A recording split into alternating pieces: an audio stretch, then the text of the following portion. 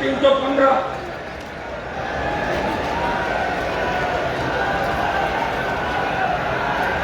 जो ये कह रहे हैं ये भी रुको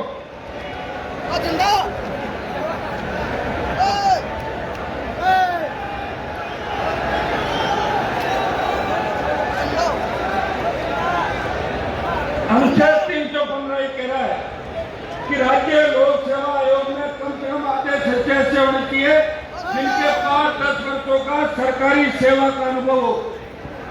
लेकिन क्या ये कहीं लिखा है कि बाकी सदस्य बिना योग्यता के होंगे? कहीं नहीं लिखा। हमारी साफ बात है कि आरपीएससी के सभी सच्चे सेवा के योग्य ईमानदार अधिकारी होने चाहिए। जब सच्चे सेवा में होंगे तो लोग भ्रष्टाचार सेवा करते क्योंकि हम आप बार बार ये कह रहे हैं कि यह संवैधानिक संस्था है, तो एमएलए एमपी संवैधानिक नहीं है? हम चुनाव से जीतते हैं, चुनाव आयोग बना हुआ है, और जब एमएलए की गिरफ्तारी हो सकती है, मंत्री जेल जा सकता है, एमपी जेल जा सकता है, तो आरपीएससी को भंग करने के लिए मुख्यमंत्री को गवर्नर को चिट्ठी लिखनी है और गवर्नर राष्ट्रपति से सिफारिश करेगा और आरपीएससी भंग होकर यूपीएससी की तर्ज में आरपीएससी की संरचना करनी चाहिए। ये पुरजोर तरीके से इस राजस्थान के प्रत्येक जवान की मांग है। और ये भी मांग करते हैं कि मोदी जी ने कई जगह ये कहा कि हम इंटरव्यू खत्म कर रहे हैं। कई प्रदेशों के अंदर एसआई भर्ती और दिल्ली की कई नौकरियों में इंटरव्यू की प्रणाली नहीं है। मैं मांग करता हूं कि एसआई भर्ती के अंदर भी इंटरव्यू खत्म किया जाए और ज्यादातर भर्तियों में इंटरव्यू खत्म करके उनकी पारदर्शिता के साथ नौजवानों के भविष्य के साथ कोई किसी तरह की असंवेदनशीलता नहीं हो, संवेदनशील तरीके से इस राजस्थान के नौजवान और राजस्थान के छात्र का ध्यान रखा जाए। भाइयों, आज इस तपती धूप के अंदर जब मैं भाषण दे रहा हूं, मैं खड़ा हूं, मैं पसीने से लथपथ हूं, तो आपकी क्या स्थिति होगी मैं इस बात को समझ सकता हूं। लेकिन आप चिंता नहीं करें। मैं 25 साल से मेरे छोटे भाइयों के लिए लड़ रहा हूं, चाहे नकल का मामला हो, चाहे माफिया का हो, पेपर लीक हो, लीक का हो, एसआई का हो, आरपीएससी पुनर्गठन का हो। अगर सड़क से लेकर लोकसभा में इस मामले को सबसे ज्यादा बार इस राजस्थान के भ्रष्टाचारियों की पोल किसी ने खोली तो नागौर के शासक ने छोटे भाइयों का सम्मान देश की सबसे बड़ी पंचायत के अंदर हमेशा आपकी बात को बल देते हैं। यदि बात हम आगे मांग कर रहे हैं कि जितने भी बच्चों के घोटाला उन सब की सीबीआई जांच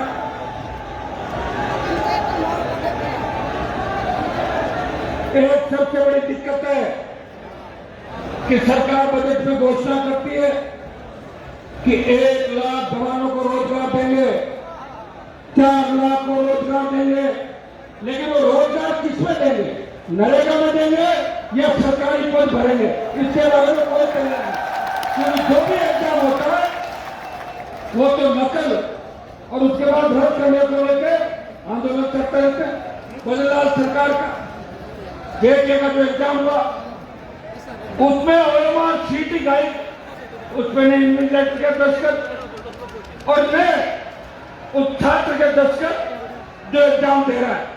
पहले तो पेपर लीक होते थे, अब बल्लाल जी ने एक नया रास्ता निकाला कि पेपर लीक का तो पता लग जाएगा, तो हमने तो ओएमआर सीट कैसे बदले ये रास्ता अंदर निकाला ताकि बच्चा नहीं हो। कांग्रेस और भारतीय जनता पार्टी दोनों मिलकर राजस्थान को लूट रहे। ये कह रहे कि हमें सबूत दो, तो मैंने 2018 की कई कॉपियां सार्वजनिक करी, 2021 की कई कॉपियां सार्वजनिक करी। एक में आरपीएससी ने अपनी चूक मानी। क्या चूक मानने से आप माफ कर दोगे? हम चाहते हैं कि किन लोगों के कनेक्शन नंबर बढ़े, कौन कौन लोग इन्वॉल्व है, अलग से जांच होनी चाहिए। एसओजी कहती है कि 500 से ज्यादा फर्जी सरदार है, तो वो कमरा कौन सा है एसओजी के अंदर सेटलमेंट का, जिसमें बैठ के 3 के साथ 1 फ्री या 2 के साथ 1 फ्री, 2 लाओ 3 लाओ, 1 वापस ले जाओ, 2 को जमा करा दो, 1 करोड़ तक ये मामला चला एसओजी। क्या एसओजी भी अब जाति पूछ के गिरफ्तारी कर रही है कि गिरफ्तारी में भी जाति होनी चाहिए? जिस तरह उत्तर प्रदेश के अंदर मुख्यमंत्री आदित्यनाथ योगी जाति पूछ के एनकाउंटर करते, क्या राजस्थान में भी योगी जाति पूछ के आज आपको बात करके तो काम कर रहा है कि मैं आपको लेकर घटना में गति कर दूँ।